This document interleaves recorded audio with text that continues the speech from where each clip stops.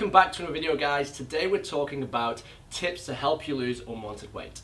Now, a few of the tips we're going to mention you've probably heard before, and what I want to do is give you a clearer understanding as to how they work. You won't need to change a lot in your lifestyle, and provided you do stick to them long enough, you will see results. Let's take a look. First up, and one you've definitely heard before, is to drink a glass of water and sliced lemon first thing in the morning. Now, not only is this easy to fit into your lifestyle, the reason why it's so effective for fat loss is all to do with our metabolism.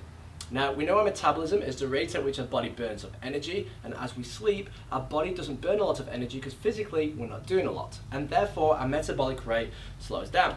The reason why a glass of water is effective first thing in the morning is because it gets our digestive system going and therefore kickstarts our metabolism.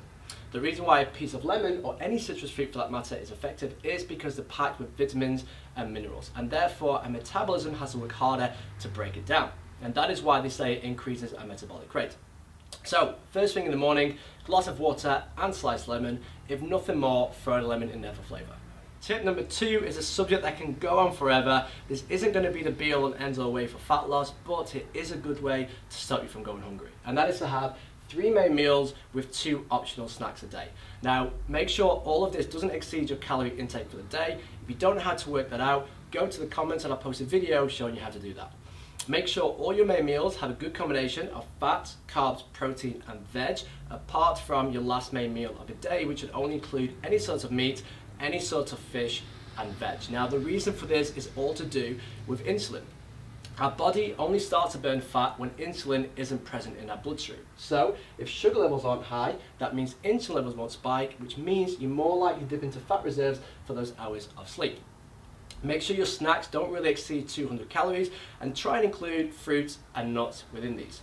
And of course, remember, the more you move, the more you can eat. The less you move, the less you need. Tip number 3 is to avoid eating an hour or 2 before exercising. Now, the reason for this is to make sure that your food can fully digest and replenish your glycogen stores, which is the form of energy stored in our muscles. If you work out first thing in the morning, or if you do need a bit of energy before your workout, have an espresso, a piece of fruit, or a protein shake. Something light that is going to give you energy for your workout, but not necessarily take control over where those calories are being burnt off from. Tip number 4 is probably one of the most important tips that a lot of people don't follow, particularly women. And this is to have a meal within an hour after exercising. Now, the reason why this is so important is as we exercise, we put our body through a lot of stress. And our muscles need to rebuild and repair themselves afterwards. If we're not getting nutrients in to allow that to happen, we're going to be breaking down muscle in order to repair it. So consequently, we're never going to progress with our goal.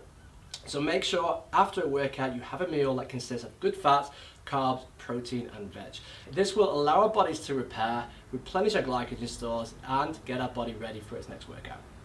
Tip number 5, again, it's a subject we can go on forever with, but I'm going to try and keep it short and to the point. And this is to exercise 3 or more times a week. And try and incorporate different styles of training like weight training and HIIT. Now, you may not think that weight training is important for fat loss, but believe me, it is massively important. Muscle requires a lot of energy to maintain its thickness and fullness, which means you burn more calories maintaining muscle. Whereas with fat, it doesn't require a lot of energy and you don't burn as many calories maintaining it. High intensity interval training, not only will you burn a lot of calories in a short amount of time, that is going to increase your fitness level. So all in all, between the two, you will have a fit and toned functional physique. If you want to know more about this sort of training, go to the comments below and I'll post another video regarding this.